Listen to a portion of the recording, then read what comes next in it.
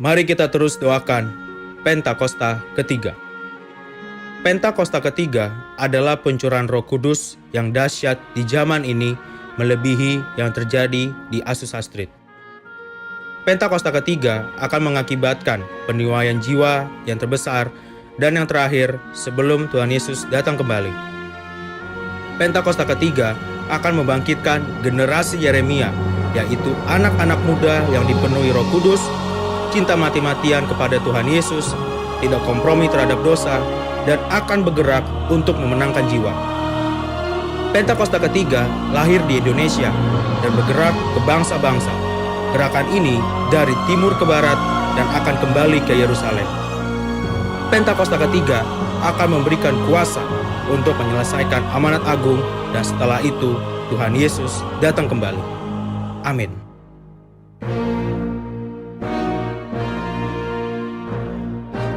Restorasi Pondok Daud. Prajurit-prajurit Tuhan yang gagah perkasa, yang mempunyai gaya hidup, doa, pujian, dan penyembahan bersama-sama dalam unity siang dan malam yang melakukan kehendak Bapa pada zaman ini. Mari kita membaca firman Tuhan dari Mazmur 91. Dalam lindungan Allah. Orang yang duduk dalam lindungan yang maha tinggi dan bermalam dalam naungan yang maha kuasa akan berkata kepada Tuhan, tempat perlindunganku dan kubu pertahananku, Allahku yang kupercayai. Sungguh, Dialah yang akan melepaskan engkau dari jerat penangkap burung, dari penyakit sampar yang busuk. Dengan kepaknya, Ia akan menedungi engkau, di bawah sayapnya, engkau akan berlindung. Kesetiaannya ialah perisai dan pagar tembok.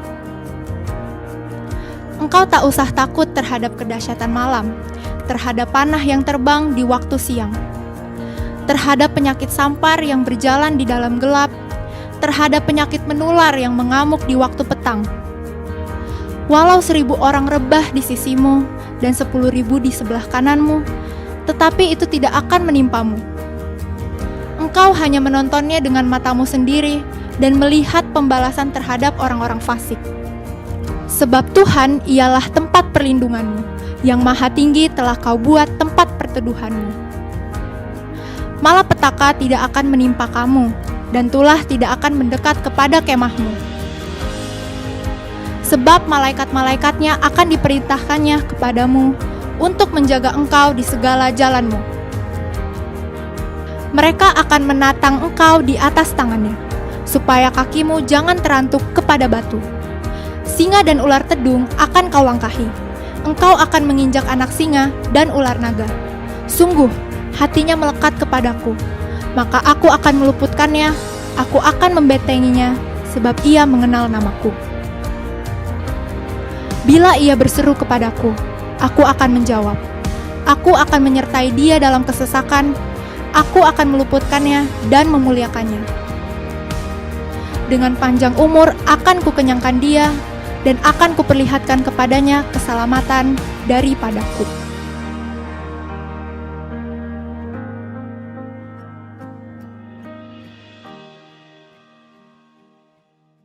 Shalom, saudara-saudara dalam Tuhan. Selamat hari Minggu, selamat bersukacita. Mari sama-sama kita datang kepada Sang Juru Selamat ibadah saat ini. Dan mari bersama-sama kita masuk di dalam doa syafaat kita. Ora bata akasya karaba mata kaasikira. Ya Aba, ya Bapa, Engkau Allah yang baik. Kami mengucap syukur untuk kasih anugerah-Mu. Kami mengucap syukur untuk setiap berkat-berkat-Mu. Kami mengucap syukur untuk setiap perlindungan-Mu. Ya Tuhan Yesus yang baik, pada saat ibadah hari ini, kami bawa setiap hamba-hamba, pemimpin-pemimpin gereja yang Kau urapi. Dari Bapak Pembina kami, Bapak Dr. Insinyur Niko Notoraharjo bersama keluarga besarnya dan keempat wakilnya, diberkati hamba-Mu ini. Diberkati urapan yang sama kepada Bapak Rayon kami, Bapak Weko Mulyono dan keluarganya, dan kedua wakilnya, diberkati hamba-Mu ini. diberkati rayon 8 yang dipimpinnya, diberkati Lipo, Cikarang dan sekitarnya. Damai sejahtera sukacita turun Tuhan, urapan yang sama untuk gembala sidang kami Bapak Riki Budianto beserta Ibu Linda dan kedua anaknya. Diberkati setiap wakil-wakilnya, diberkati Pandang sebagai bendahara gereja, diberkati Ibu Mita sebagai ibu rohani bagi kami semua. Keluarga besar GBI Rayon 8, pemimpin-pemimpin ini Engkau berkati ya Tuhan, urapan turun penuh bagi setiap hamba-hambamu. Di dalam nama Tuhan Yesus, kami bawa setiap yang melayani saat ini Tuhan, dari yang memimpin pujian, singer, tim musik, media, dalam nama Yesus, biarlah pujian-pujian yang disampaikan kepada Engkau Tuhan membawa lawatan bagi setiap jemaat Rayon 8 Grand Wisata dengan sukacita. Diberkati setiap jemaat Rayon 8 Grand Wisata, tambah semangat, tambah hari Tuhan, penuh dan dalam kesetiaan mereka kepada Engkau. Tuhan, kami juga berdoa bagi anak-anak generasi-Mu, generasi Yeremia Tuhan. Engkau berikan Tuhan di tahun integritas ini, anak-anak generasi ini semakin Engkau berkati. Dari anak-anak sekolah minggu, anak-anak remaja sampai pemuda, urapan-Mu turun Tuhan. Biarlah mereka menjadi anak-anak generasi yang pintar, yang cakap, yang hidup takut akan Engkau. Masa depan mereka cemerlang Tuhan. Biarlah mereka menjadi kesaksian di luar sana ada Yesus dalam hidup mereka. Anak-anak sekolah minggu semua diberkati. Guru-guru sekolah minggu semua diberkati. Dalam nama Tuhan Yesus yang membawa firman hamba-Mu juga Engkau urapi Tuhan. Setiap firman yang disampaikan bagi jemaat-Mu di Rayon 8 Grand Wisata, ada kabar damai sukacita. Tuhan terima kasih. Orabana ta'akasya karabama takasikira. Mari kita berbahasa roh walaupun 1 menit saat ini untuk bangsa Indonesia. Rabata akasya karabama takasya karabarabaraba. Ya ama ya akana asya makaraba. Osekera baba baba syakara baba ya seke. Oh Yesus, Engkau baik, sungguh baik. Kami bawa Indonesia dalam tangan-Mu. Saat ini apa yang terjadi kami percaya Tuhan, Kau tidak tinggalkan Indonesia. Pemulihan akan terjadi Tuhan. Berkati Tuhan. COVID-19 ini sudah teduh dalam nama Tuhan Yesus. Orabatakasyaka. Tuhan yang berbaring sakit karena COVID, yang berbaring sakit karena penyakit, di rumah sakit Kau lawat Tuhan, sembuhkan. Oleh bilur-bilur mereka sembuh, mendapat kemenangan. Mujizat-Mu masih ada Tuhan. Tim medis, perawat rumah sakit, mampukan Tuhan. Berikan stamina mereka yang kuat. Keluarga mereka juga diberkati, karena mereka adalah pahlawan-pahlawan yang Kau pakai Tuhan untuk perpanjangan tangan-Mu saat ini bagi yang terpapar karena COVID. Tuhan, kami tolak kematian massal. Sudah selesai Tuhan Yesus, di dalam nama Tuhan Yesus. Apabila masih ada yang tidak menjalankan protokol ilahi itu, Tuhan ampuni. Tuhan ampuni dalam nama Yesus. Turun belas kasih-Mu bagi kami semua.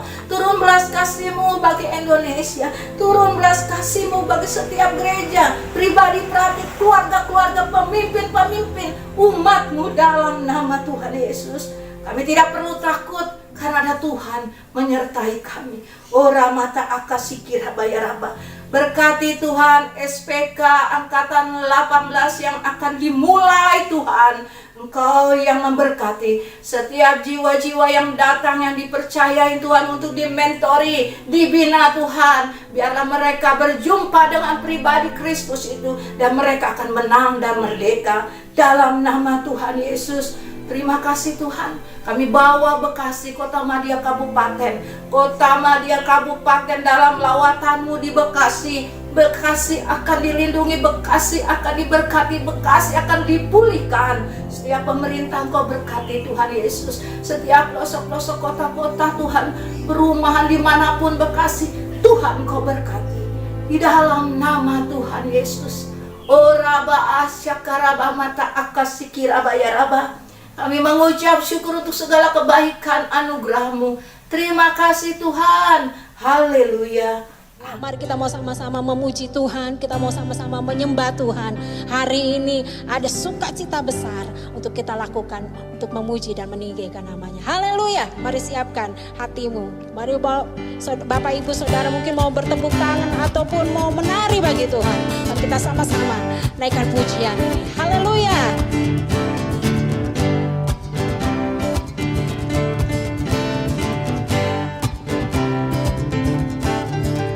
Nyanyi puji Tuhan, bangun bait kudusnya.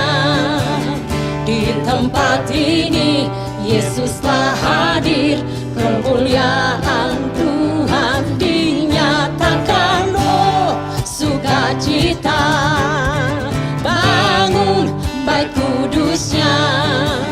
Persembahkanlah seluruh hidupmu bagi kemuliaannya.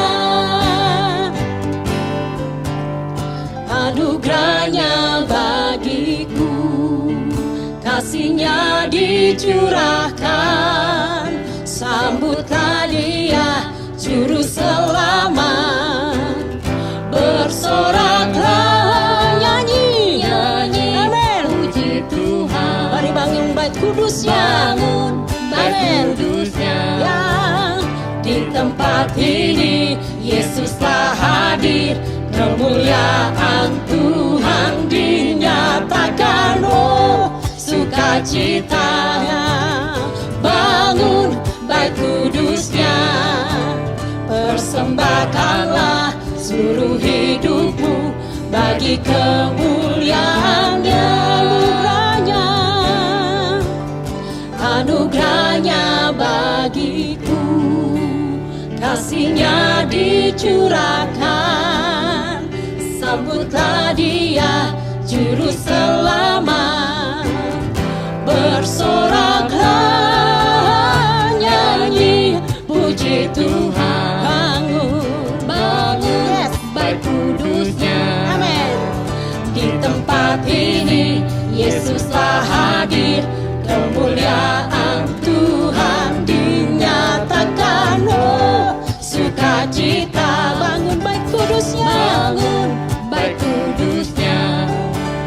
Persembahkanlah seluruh hidupmu bagi kemuliaan. Nyanyi puji Tuhan, oh, bangun bait kudusnya. Di tempat ini Yesus telah hadir, kemuliaan Tuhan dinyatakan. Oh, sukacita, ya, bangun bait kudusnya. Persembahkanlah seluruh hidupmu bagi kemuliaannya. Persembahkanlah seluruh hidupmu bagi kemuliaan. Sekali lagi persembahkanlah, seluruh hidupmu bagi kemuliaannya. Ya, mari beri tepuk tangan yang paling meriah buat Tuhan Yesus. Haleluya. Kita percaya di dalam hadiratnya ada sukacita, amin. Ayo mari kita mau lebih lagi memuji dan menyembah Tuhan, amin. Kita mau masuk gerbangnya Tuhan, menaikkan pujian, penyembahan kita, syukur kita kepada Dia. Haleluya.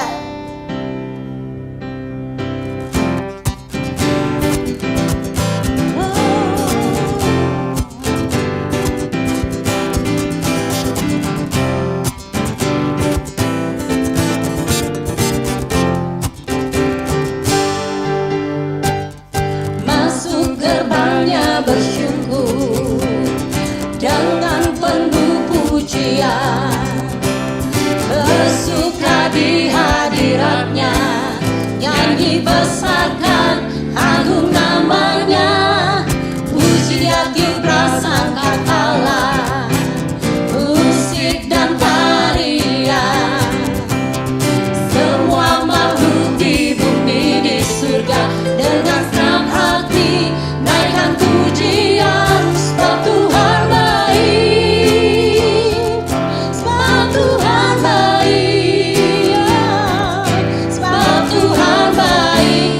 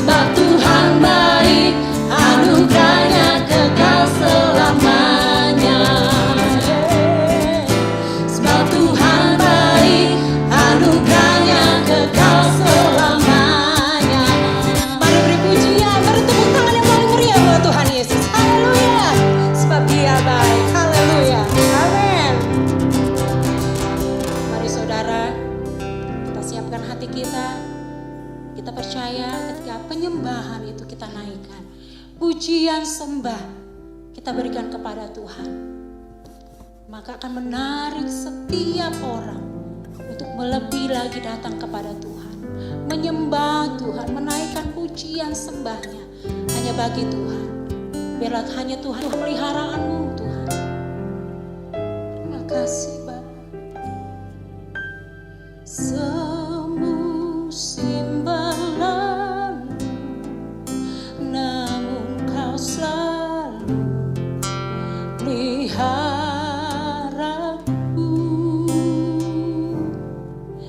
Kasih dan setiamu tak pernah layu di hidupku. Semusim berlalu, namun Kau selalu peliharaku.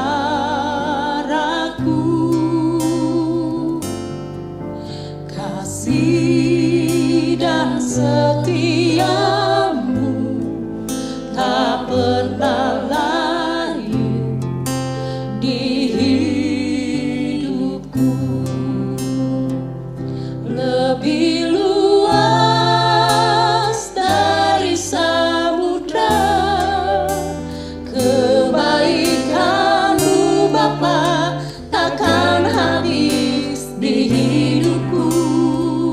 Lebih tinggi dari cakrawala, tak terbatas kasih-Mu. Sungguh ku bersyukur.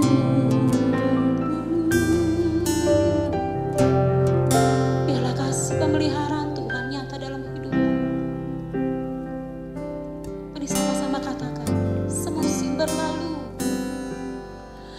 Semusim berlalu, ya Bapa, namun Kau tidak pernah Kau tinggalkan kami sendiri. Pemeliharaan-Mu, kasih setia-Mu Tuhan.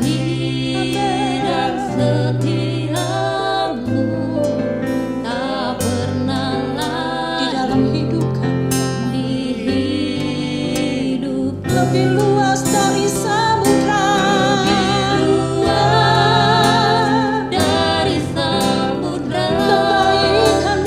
kebaikan-Mu Bapa, takkan habis di hidup. Lebih tinggi dari cakrawala, tak terbatas kasih-Mu. Sungguh ku lebih luas dari samudra,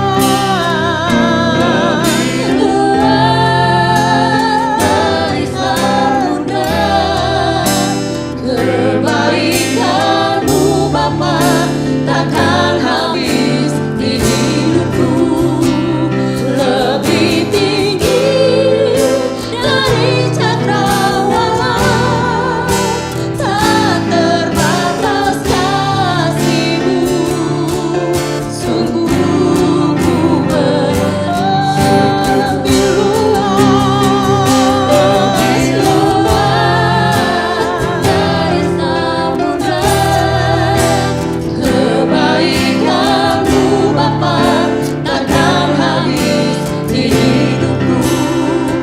Lebih tinggi dari cakrawala, tak terbatas kasih-Mu. Sungguh ku bersyukur.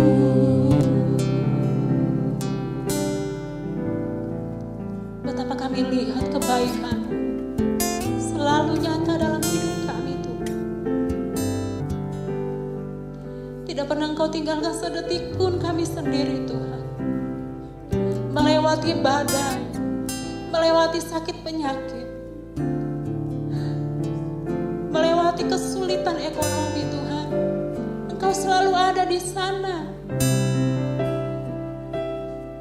Engkau selalu memeluk kami. tidak pernah tinggalkan kami sendiri ya Bapa.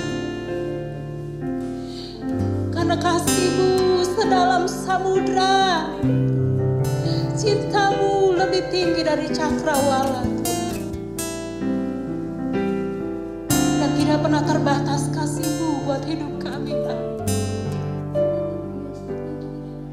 Hari ini kami bawa pujian kami, penyembahan kami di hadapan-Mu Tuhan. Sebab Kau besar, Kau yang layak ditinggikan, Kau yang layak diagungkan Tuhan. Mari jemaat Tuhan yang ada di rumah, naikkan ucapan syukur-Mu, naikkan pujian-Mu kepada Tuhan. Dia ada di sana, Dia ada di rumah-Mu. Ketika Engkau menyembah, memuji Tuhan, Dia ada di sana. Ketika Engkau memanggil namanya, Dia ada bersama denganmu.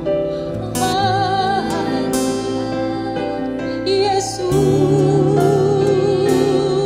Yesus.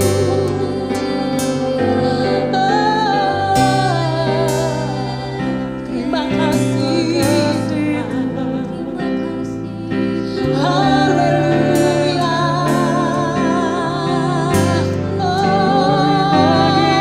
Kami memuji-Mu Tuhan. Tinggikan nama-Mu Bapa. Sebab Kau besar, Kau ajaib, Kau mulia.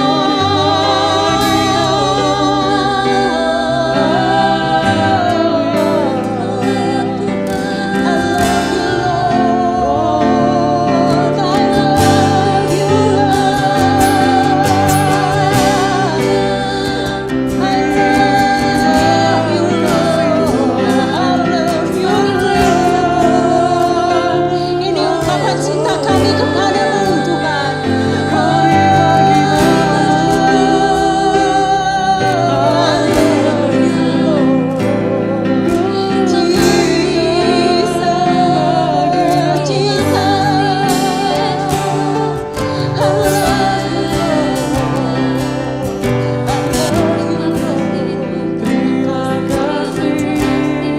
Terima kasih.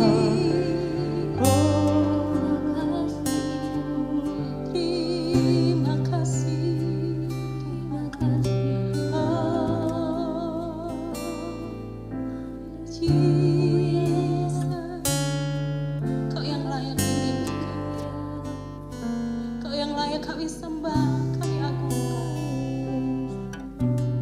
Jesus, terima kasih Tuhan. Terima kasih Tuhan. Pujilah nama-Mu Bapa. Terima kasih. Terima kasih Tuhan.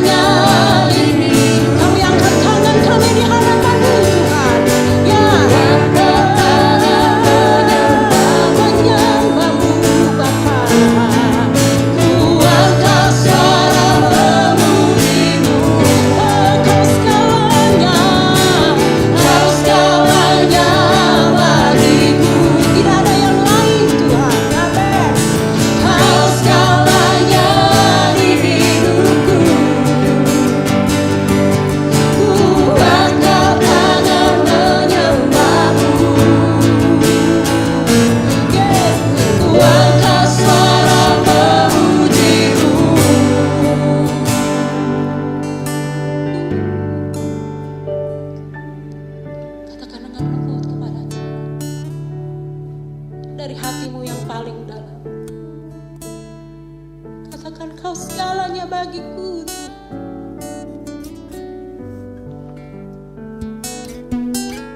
Kau segalanya bagiku. Kau segalanya di hidupku. Ku angkat tangan menyembahmu. Ku angkat suara memujimu. Kau segalanya bagiku. Mari masuk lebih dalam menyembah, memuji Dia. Kau segalanya di hidupku. Ku angkat tangan menyembahmu. Ku angkat suaraku. Ku angkat suara memujimu. Ya, Kau segalanya bagiku. Kau segalanya di hidupku. Ku angkat suara memujimu. Amin. Haleluya, Yesus. Ku angkat suara memujimu. Haleluya. Kau segalanya. Kau segalanya bagiku. Kau segalanya. Kau segalanya di hidupku. Ku angkat tanganku. Ku angkat tangan menyembahmu. Ku angkat suara memujimu.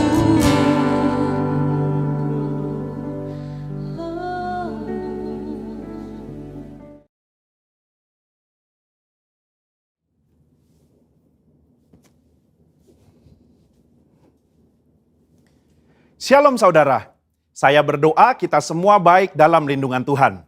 Saat ini kita sedang berada di era postmodernism, di mana salah satu cirinya ialah pendapat pribadi dianggap sebagai hal yang harus diperhatikan dan didengar. Sehingga hal tersebut mendapat tempat prioritas dalam kehidupan seseorang.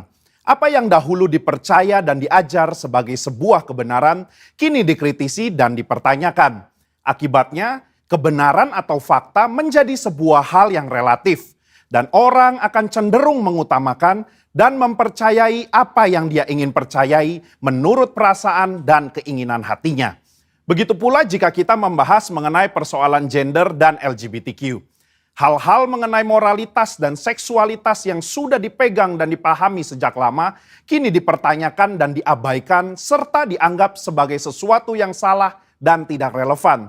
Tentu saja pandangan yang menyatakan bahwa setiap orang benar dan bebas melakukan apa yang ia inginkan menurut keinginan dan perasaannya adalah tidak benar.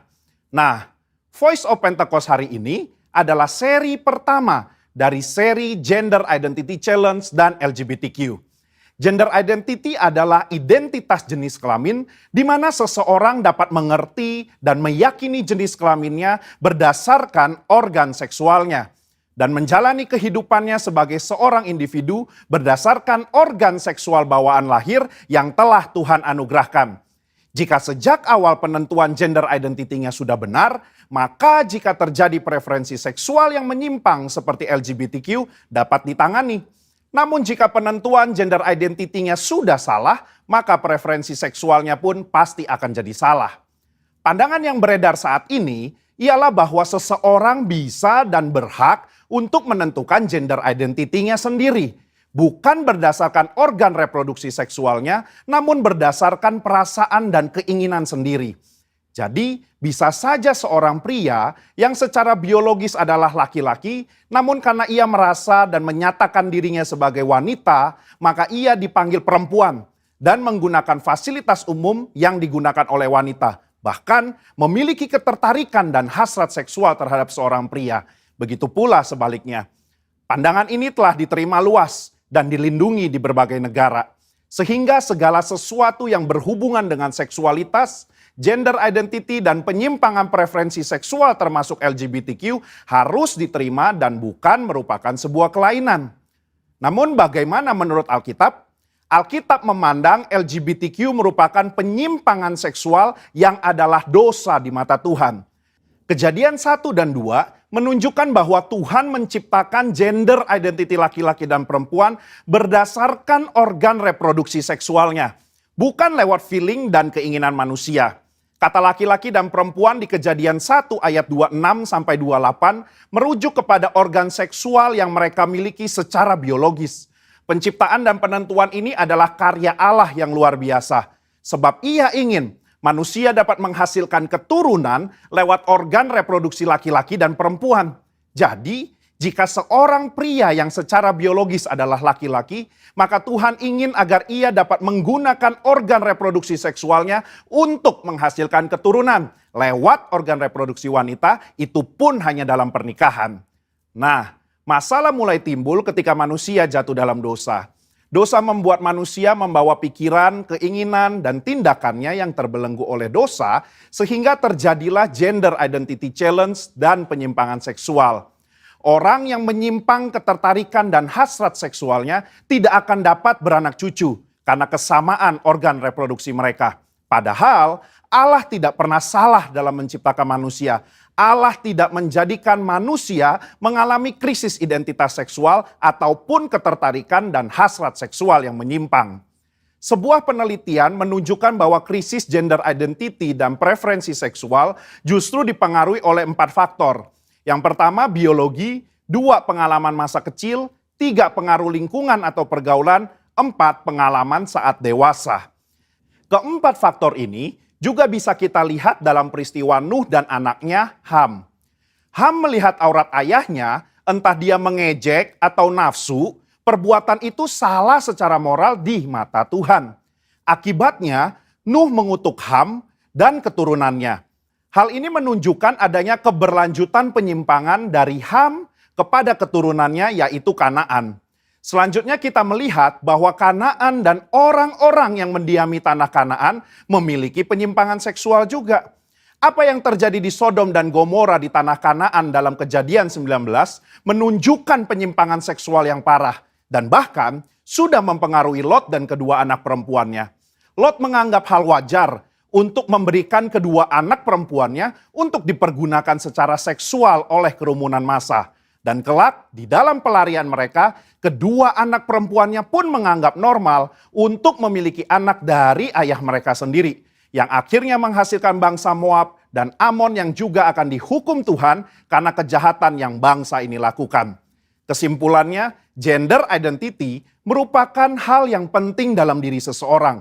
Di mana gender identity tidak ditentukan lewat perasaan dan keinginan hati, melainkan lewat organ reproduksi seksual yang telah Tuhan berikan saat seseorang dilahirkan.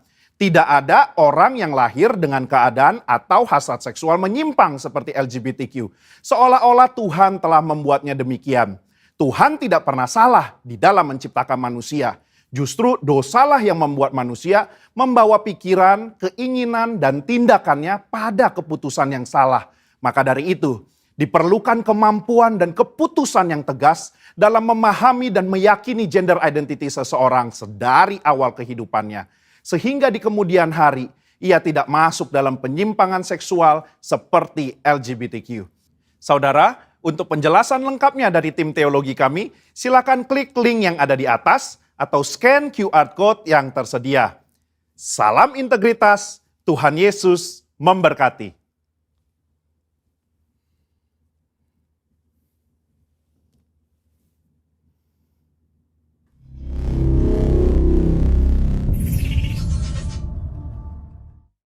Baik, puji Tuhan, Bapak Ibu, Jemaat Allah yang terkasih, di GBI Grand Wisata Rayon 8. Sebelum masuk dalam firman Tuhan, mari kita bersatu di dalam doa. Tuhan Yesus, hamba-Mu berdoa, biarlah firman-Mu yang hamba bagikan dapat bertumbuh menjadi iman yang baru, benih yang baik di dalam hati setiap anak-anak-Mu. Roh Kudus, biarlah Engkau yang menerjemahkan semua firman Tuhan yang dibagikan. Di dalam nama Tuhan Yesus kami berdoa. Amin. Puji Tuhan, Bapak Ibu, hari ini saya rindu membagikan share kepada Bapak Ibu, ya, adik-adik sekalian, mengenai bertumbuh menjadi putra yang dewasa. Saya menemukan di dalam firman Tuhan membedakan antara anak dengan putra yang dewasa. Di dalam bahasa Inggrisnya dibedakan antara child dan son. Ada yang disebut dengan child of God. Ada juga yang disebut dengan sons of God. Ada yang disebut dengan anak-anak Allah. Tetapi sebenarnya ada banyak bagian di dalam firman Tuhan. Firman Tuhan jelas mengalamatkan itu untuk putra-putra Allah. Bukan sekedar anak. Apa sih perbedaannya anak Allah dengan putra-putra Allah yang dewasa? Mari kita baca dari firman Tuhan dari Yesaya 9 ayat 5. Yesaya 9 ayat 5 firman Tuhan berkata dari terjemahan baru, sebab seorang anak telah lahir untuk kita, seorang putra telah diberikan untuk kita. Lambang pemerintahan ada di atas bahunya, dan namanya disebut orang penasihat ajaib, Allah yang perkasa, Bapa yang kekal, Raja damai. Saya rindu kita juga baca dari terjemahan King James. Firman Tuhan berkata, for unto us a child is born, unto us a son is given, and the government shall be upon his shoulder, and his name shall be called Wonderful, Counselor, the Mighty God, the Everlasting Father, the Prince of Peace. Bapak Ibu sekalian, firman Tuhan di Yesaya membedakan antara anak dan putra. Dalam terjemahan baru disebut anak dan kemudian disebut seorang putra telah diberikan kepada kita. Tetapi dalam terjemahan-terjemahan berikutnya di terjemahan baru, ya, itu disamakan, ya, semuanya disamakan, semuanya disebut anak Allah, ya. Hari ini saya rindu kita mempelajari apa perbedaan antara sekedar anak Allah dengan yang disebut dengan putra. Dari Galatia 4 ayat 1 firman Tuhan berkata dari terjemahan baru, yang dimaksud ialah selama seorang ahli waris belum akil balik, sedikit pun ia tidak berbeda dengan seorang hamba. Sungguh pun ia adalah tuan dari segala sesuatu. Dari King James Version dikatakan, now I say that the heir, as long as he is a child, differeth nothing from a servant, though he be the Lord of all. Ya, jadi seorang ahli waris, jika dia belum akil balik, dia disebut child. Ya, dia disebut anak. Anak di sini adalah anak kecil. Ya, baik itu bayi, ya, ataupun anak kecil. Tapi yang jelas anak yang belum akil balik. Perbedaan yang pertama antara child, anak, dengan putra di dalam firman Tuhan, ya, itu adalah putra, itu disebut bagi mereka yang sudah akil balik, yang sudah berhak mengklaim warisannya. Tentu umurnya berbeda. Firman Tuhan jelas membedakan hal tersebut. Dalam hal ini saya tidak sedang mengatakan perbedaan gender secara fisik. Kalau dulu, ya, itu adalah perbedaan gender secara fisik. Tapi hari ini kita sebagai Israel rohani, kita harus melihatnya dari sudut pandang rohani juga. Ya, baik kita yang secara fisik pria ataupun wanita, kita semua berhak mengklaim warisan daripada Tuhan. Tetapi di level apa dan anak yang seperti apa yang bisa mengklaim warisan daripada Tuhan? Firman Tuhan katakan yang sudah akil balik, yang mencapai tingkat kedewasaan tertentu yang Tuhan telah tetapkan. Kalau kita belum mencapai titik itu, kita hanya disebut sebagai anak-anak Allah. Tetapi anak-anak Allah yang dikatakan belum berhak atas warisannya, belum memiliki otoritas tertentu. Ya. Kita lanjutkan kembali, Bapak Ibu, dari Galatia 4 ayat 6. Terjemahan baru berkata, dan karena kamu adalah anak, maka Allah telah menyuruh roh anaknya ke dalam hati kita yang berseru, ya Aba, ya Bapa. Dalam King James Version dikatakan, and because ye are sons. Jadi bukan cuma son, ya, sons, banyak anak-anak Allah, putra-putra Allah yang sudah dewasa. God had sent forth the spirit of his son into your hearts crying, Abba Father. Jadi kalau kita levelnya itu adalah son, putra-putra Allah yang sudah cukup dewasa, baru Allah mengirimkan roh putranya juga. Bukan roh anaknya yang levelnya adalah bayi Yesus yang lahir di Bethlehem. Firman Tuhan jelas membedakan antara bayi Yesus yang lahir di Bethlehem dengan Yesus yang sudah diutus untuk menjadi gift, pemberian bagi manusia. Itu dua hal yang berbeda. Yesus dilahirkan di Bethlehem sebagai seorang bayi. Kemudian Yesus bertumbuh dewasa. Dan Bapa menunggu sampai waktu yang tepat. Yaitu ketika Tuhan Yesus berumur 30 tahun. Baru Bapa mengutus Tuhan Yesus. Kita kembali lagi di Yesaya tadi. Yesaya berkata, sebab seorang anak telah lahir. Itu adalah bayi Yesus yang lahir di Bethlehem. Tapi dikatakan seorang putra telah diberikan. Ia menjadi gift. Ia menjadi pemberian Allah Bapa bagi dunia, bagi manusia. Itu adalah putra daripada dia.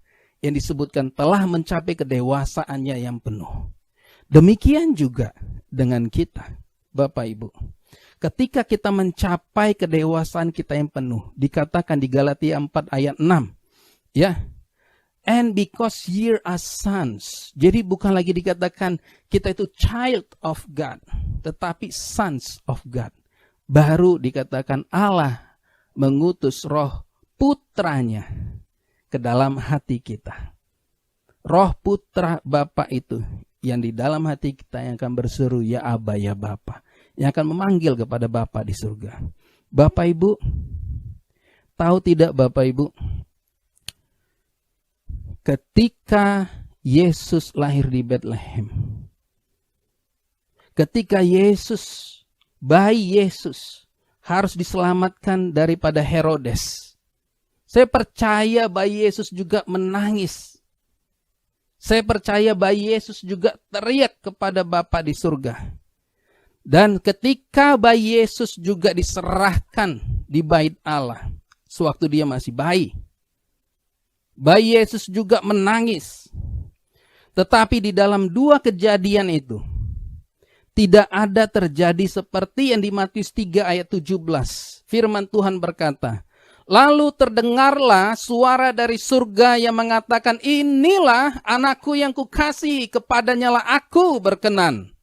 Matius 3 ayat 17 firman Tuhan berkata dari King James, and a voice from heaven saying, this is my beloved son, in whom I am well pleased.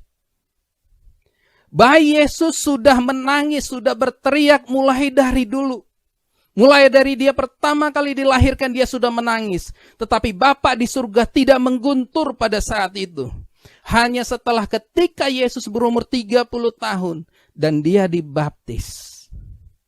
Bapa di surga mengguntur dan berkata, inilah putraku, bukan anakku sebenarnya lebih tepat. Inilah putraku yang kukasihi, kepadanyalah aku berkenan. Bapak Ibu, kembali lagi kita tidak sedang berbicara mengenai gender secara fisik. Tetapi baik kita pria ataupun wanita, kita harus menerima bahwa di dalam hati kita, kita harus bertumbuh menjadi putra-putra Allah yang dewasa. Sama seperti Tuhan Yesus menunggu sampai umur 30 tahun.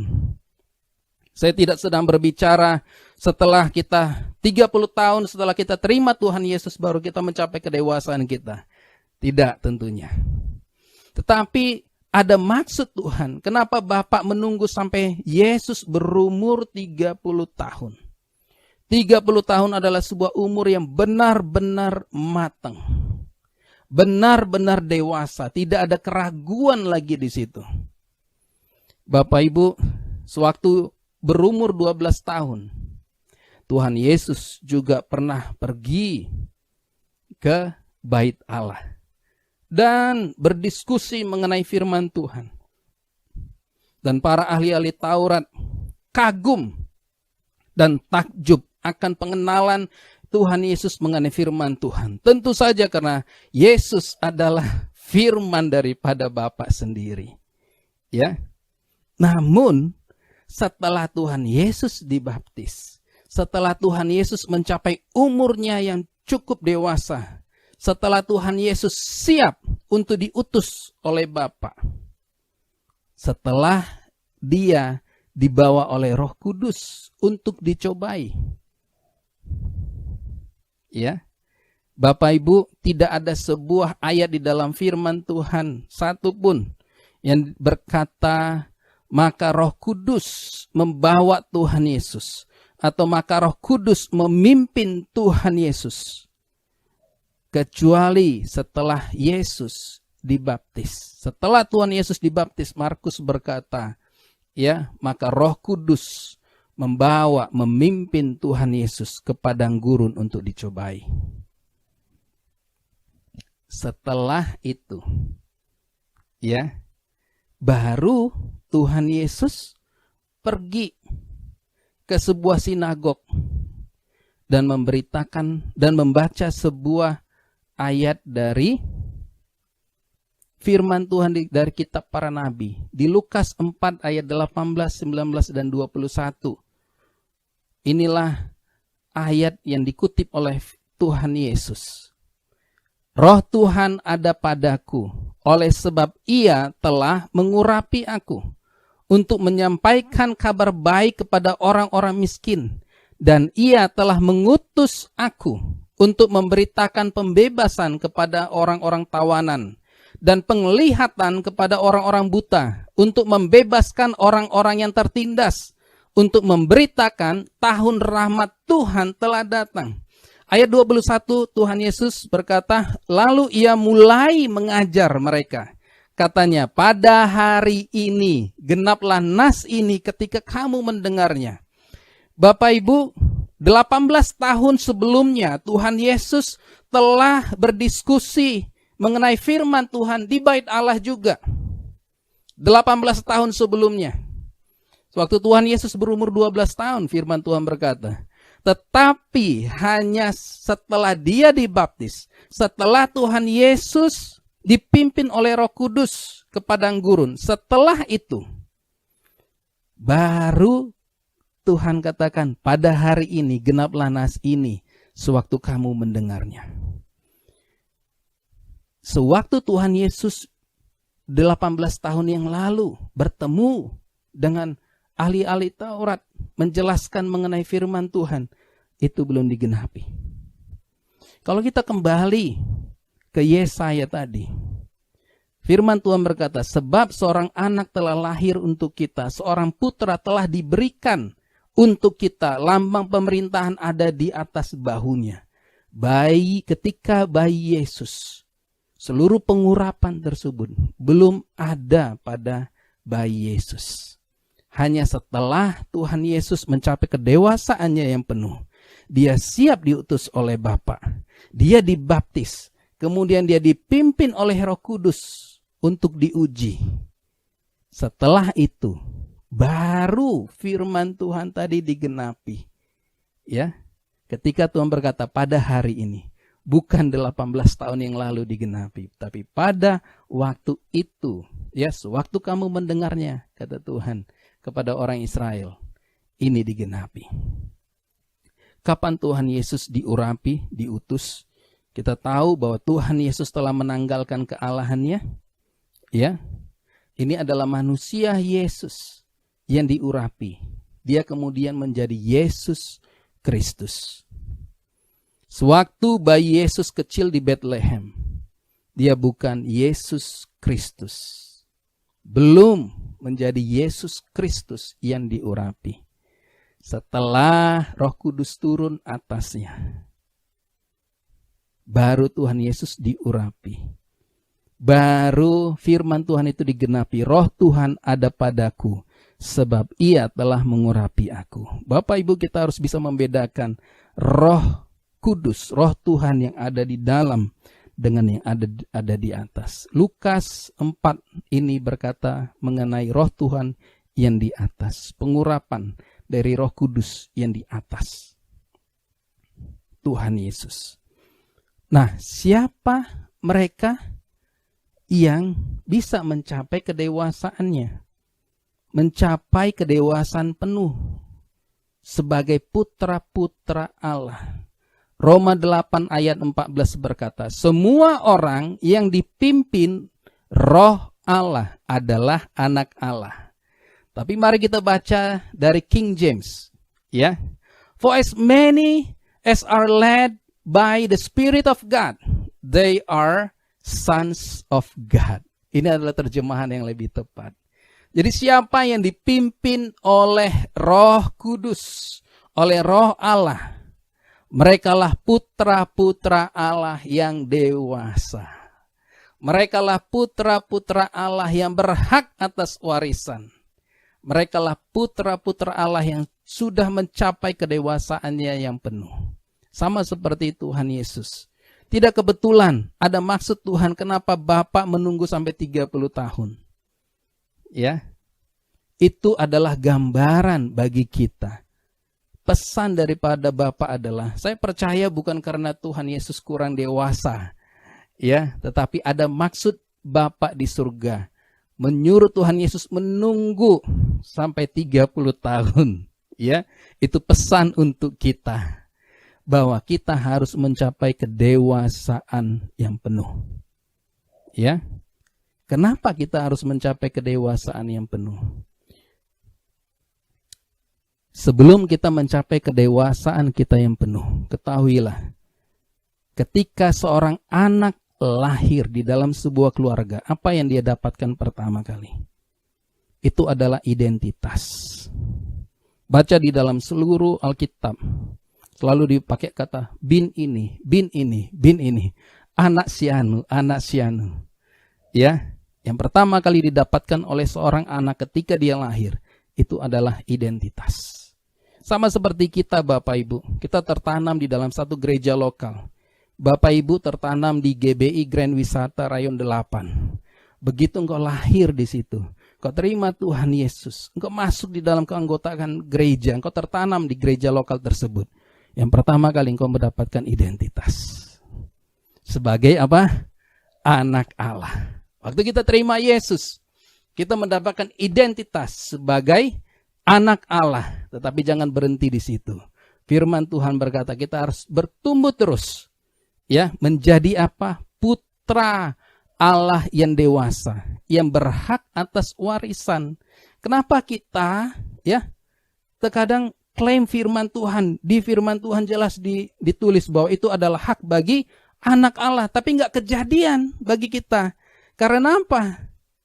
Itu sebenarnya hak bagi putra-putra Allah yang dewasa, bukan anak Allah yang baru lahir, bukan anak Allah yang masih bayi, bukan anak Allah yang masih anak kecil. Ya, Bapak Ibu, mari kita bertumbuh terus. Dengan cara apa? Firman Tuhan tadi jelas. Roma 8 dikatakan, barang siapa yang dipimpin oleh Roh Kudus. Mari kita belajar dipimpin oleh Roh Kudus. Dan kita akan bertumbuh dalam kedewasaan kita. Kedewasaan kita. Ketika kita sampai kepada kedewasaan kita, kita menjadi putra Allah yang dewasa.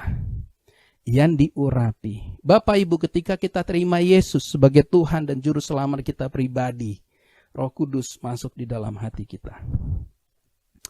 Tetapi ketika kita mau dipimpin oleh Roh Kudus, taat, ya, makanya kita itu dipimpin Roh Kudus, hanya bisa dipimpin Roh Kudus setelah kita mati terhadap diri sendiri. Itulah gambaran daripada baptisan. Baptisan selalu berbicara mengenai kematian. Ketika kita mau mati terhadap diri kita, Roh Kudus baru bisa pimpin kita. Kalau kita berjalan setiap hari dalam ketaatan kepada Roh Kudus, mau dengar-dengaran kepada Roh Kudus, gampang dipimpin oleh Roh Kudus, nurutan orangnya. Kita mulai bertumbuh. Dan kita berfungsi. Dan yang paling penting, setelah itu baru kita bisa menjadi gift bagi orang lain.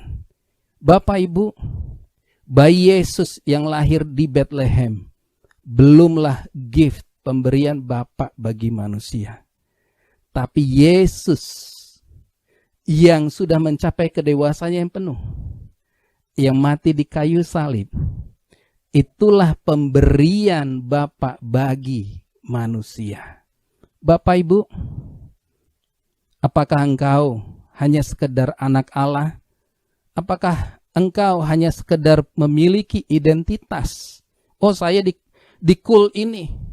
Saya tertanam di gereja GBI Grand Wisata Rayon 8. Apakah hanya itu cerita kita? Atau cerita kita juga mungkin ditambahi dengan, oh saya ahli Alkitab, saya bisa mengupas Alkitab. Orang lain kagum akan kupasan firman Tuhan dari saya.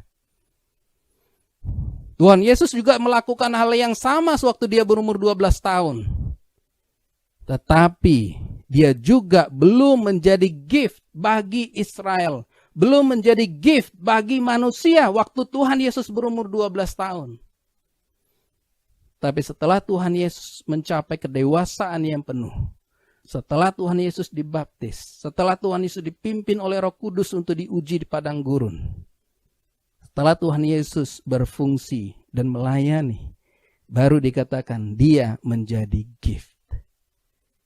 Yesaya 9 ayat 5 kembali lagi berkata, sebab seorang anak telah lahir untuk kita, seorang putra telah diberikan untuk kita. Bapak Ibu, kalau Tuhan Yesus sudah menjadi gift bagi kita, sudah menjadi pemberian Bapa bagi kita, pertanyaannya, apakah kita juga sudah menjadi gift bagi komunitas kita, bagi gereja kita? Apakah kita sudah menjadi gift bagi lingkungan kita?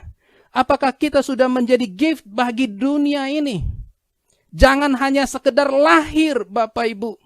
Di dalam keluarga Allah jangan sekedar engkau hanya lahir dan engkau menjadi bayi saja. Tapi mari kita berfungsi, bertumbuh, dan kita menjadi gift bagi dunia ini. Jangan berhenti menjadi anak Allah yang baik. Jangan berhenti hanya menjadi sekedar anak Allah. Mari kita tumbuh dewasa, menjadi putra Allah, dan menjadi pemberian Bapa bagi dunia ini. Bapak Ibu, saya ajak kita berfungsi. Saya ajak kita bertumbuh. Terus, caranya bagaimana? 1, turutan sama Roh Kudus. Nurutan dengan Roh Kudus. Belajar step by step. Sampai kita berkata, bukan lagi aku yang hidup, tapi Kristus yang hidup di dalam aku. Bapak Ibu, dunia tidak akan semakin terang, dunia akan semakin gelap, tetapi gereja Tuhan akan semakin terang. Bapak Ibu, saya rindu kita semua bertumbuh bersama, menjadi terang bagi dunia ini, berfungsi bagi dunia ini, dan menjadi pemberian Bapa di surga bagi dunia, bagi komunitas kita, bagi kul kita, bagi gereja kita. Tuhan Yesus memberkati kita semua. Saya rindu, mari kita bersatu di dalam doa. Tuhan Yesus, Engkau yang berbicara lebih jauh di dalam hati kami. Roh Kudus, apa yang firman-Mu sampaikan. Roh Kudus, terangkan, jelaskan, berbicaralah lebih jauh di dalam hati kami. Baik mendengar secara online ataupun tayangan ulang. Roh Kudus, biarlah Engkau berbicara juga di dalam hati kami, siapapun yang mendengarnya saat ini. Di dalam nama Tuhan Yesus Kristus. Biar perubahan benih-benih yang baru bertumbuh di dalam nama Tuhan Yesus. Beri kami hati yang taat, hati yang mau turutan, lemah lembut, gampang diatur oleh Engkau Roh Kudus. Gampang diatur oleh Engkau Roh Kudus. Gampang diatur oleh Engkau Roh Kudus. Oh Roh Kudus, tolong kami, tolong kami, tolong kami. Biarlah keseharian kami itu gampang diatur oleh Engkau Roh Kudus. Taatan Roh Kudus, taatan orangnya Roh Kudus. Kerabasata karaba papa papa. Oh rasata karaba papa papa papa. Herete kirahasanto korobo shirah takarakiang kakak papa. Biarlah lahir generasi yang gampang diatur oleh Roh Kudus. Biarlah lahir anak-anak Allah yang gampang diatur oleh Engkau Roh Kudus. Beri kelemah lembutan-Mu kepada kami Roh Kudus. Poles kami Roh Kudus. Poles kami Roh Kudus. Di dalam nama Tuhan Yesus. Di dalam nama Tuhan Yesus. Oh, biar kami menjadi anak-anak Allah yang lemah lembut, yang bertumbuh di dalam pengenalan kami akan Engkau Roh Kudus, sampai kami mencapai kedewasaan kami. Biar kami dapat menjadi pemberian Bapa bagi bumi ini, pemberian Bapa bagi dunia ini, pemberian Bapa bagi lingkungan kami, bagi keluarga kami. Di dalam nama Tuhan Yesus Kristus. Terima kasih Bapa, kami telah mendengar firman. Dalam nama Tuhan Yesus kami berdoa. Amin. Puji Tuhan Bapak Ibu, Tuhan Yesus memberkati kita semua. Salam Bapak Ibu semuanya, puji Tuhan, kita sudah memuji serta mendengarkan kebenaran firman Tuhan. Sebentar lagi kita diberi kesempatan untuk memberikan persembahan kita. Persembahan dapat ditransfer ke nomor kenes yang sudah tertera di layar Bapak Ibu semuanya. Sebelumnya mari kita sama-sama berdoa terlebih dahulu. Kami bersyukur ya Allah kami yang sangat baik bagi hidup kami, bagi keluarga kami. Terima kasih Tuhan, hari ini kami masih bisa memuji, menyembah Engkau, mendengarkan kebenaran firman-Mu, merasakan kehadiran-Mu di tengah-tengah kami. Kami bersyukur ya Bapa untuk kesempatan hari ini. Tuhan, sebentar lagi kami memberikan persembahan kami. Berkati persembahan ini Tuhan. Berkati tangan-tangan yang memberi, berkati tangan-tangan yang mengelola Tuhan, sehingga persembahan ini berguna bagi kerajaan-Mu di bumi ini. Terima kasih Tuhan, kami siap memberikan persembahan kami. Yang di dalam nama Tuhan Yesus Kristus, kami mengucap syukur dan berdoa. Haleluya. Amin.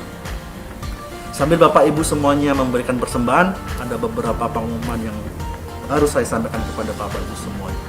Yang pertama, kami mengundang Bapak Ibu, seluruh jemaat dan pekerja GBI Nusata untuk sama-sama menikmati hadirat Tuhan melalui menara doa yang dilaksanakan pada hari Selasa jam 7 malam melalui aplikasi Zoom. Pengumuman yang kedua, rumah doa diadakan setiap hari Kamis pukul 10:30 siang melalui aplikasi Zoom. Bagi Bapak Ibu yang punya kesempatan dan kerinduan, kami undang sama-sama untuk memuji Tuhan serta menaikkan doa syafaat kepada Tuhan di siang hari. Pengumuman yang ketiga, doa Fajar Primax diadakan setiap Sabtu jam 5 pagi.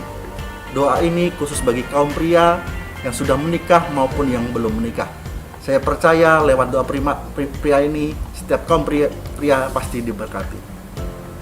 Pengumuman selanjutnya, bagi Bapak Ibu yang rindu mendapatkan pelayanan penyerahan anak, baptisan, BP2N, dan KUL, dapat menghubungi ke nomor sekretariat yang sudah tertera di layar Bapak Ibu semuanya. Pengumuman yang terakhir, kami menyambut Bapak Ibu semua yang baru pertama kali hadir mengikuti ibadah online GBI Nusata. Bagi Bapak Ibu yang membutuhkan pelayanan lebih, dapat menghubungi ke nomor sekretariat yang sudah tertera di layar Bapak Ibu semuanya. Demikian pengumuman hari ini. Tuhan Yesus memberkati kita semua. Haleluya.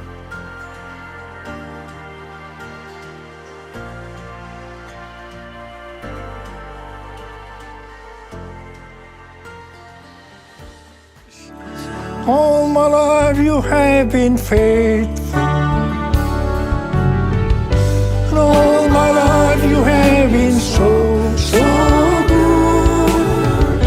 With every breath that I am able, I will sing of the goodness of God. All my life you have been faithful. And all my life you have been so, so good. With every breath that I am able, I will sing of the goodness of God. I will sing of the goodness of God. I will sing of the goodness of God.